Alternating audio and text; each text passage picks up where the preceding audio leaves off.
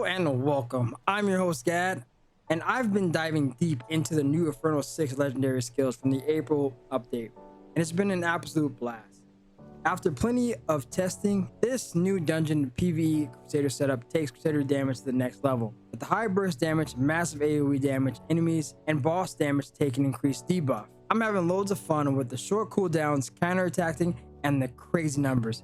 In this guide, I'll break down everything you need to melt bosses consistently, from the skills and legendaries, skill rotation, Paragon, green set, reforged, and legendary gems. Timestamps will be in the description below.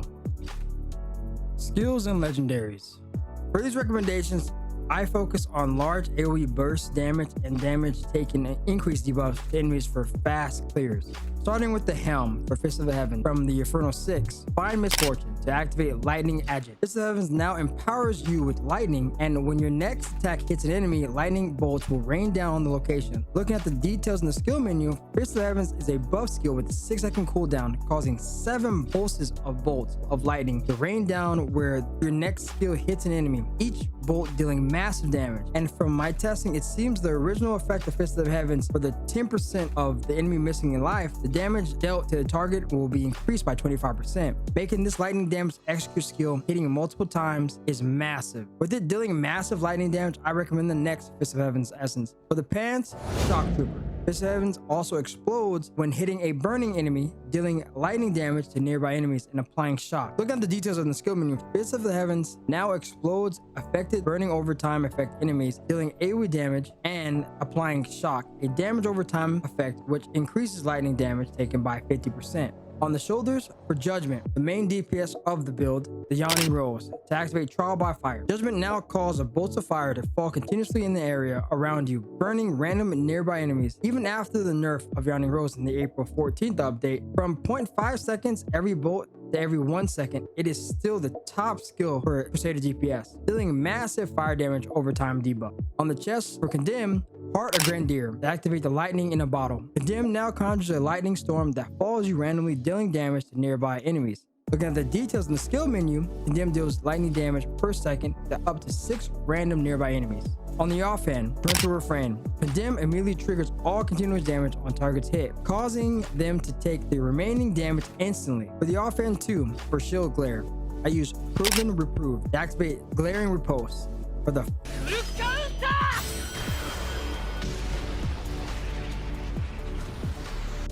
Shield Glare now places you in a counteracting stance, during which receiving an attack will cause you to burst with light, damaging and blinding all nearby enemies and increasing damage they take. Look at the detail in the skill menu.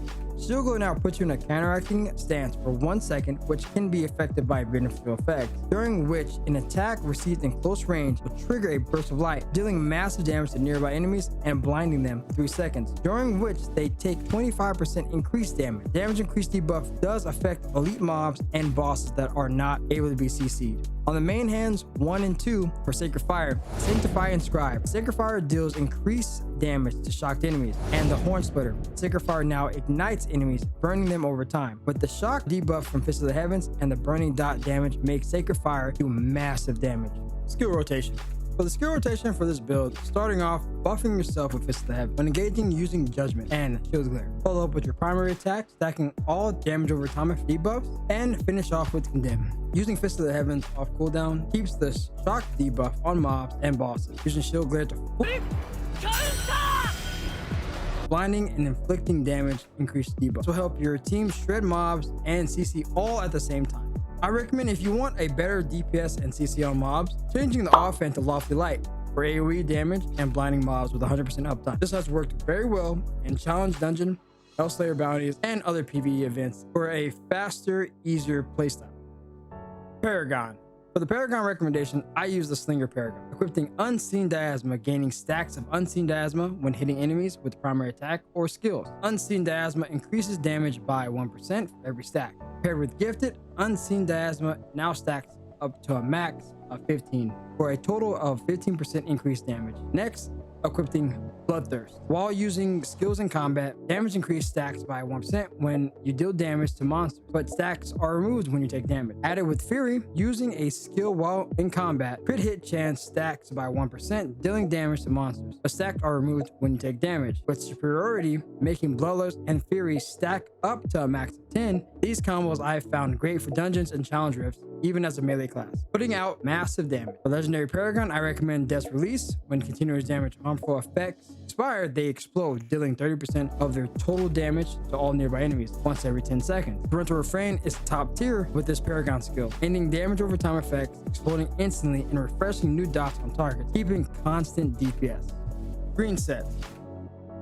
I recommend 4-piece Angman's configuration for the increased duration to ignite status effects by 30%, and a 15% chance of attaching an ignite status to an enemy when dealing damage with a primary attack or skills.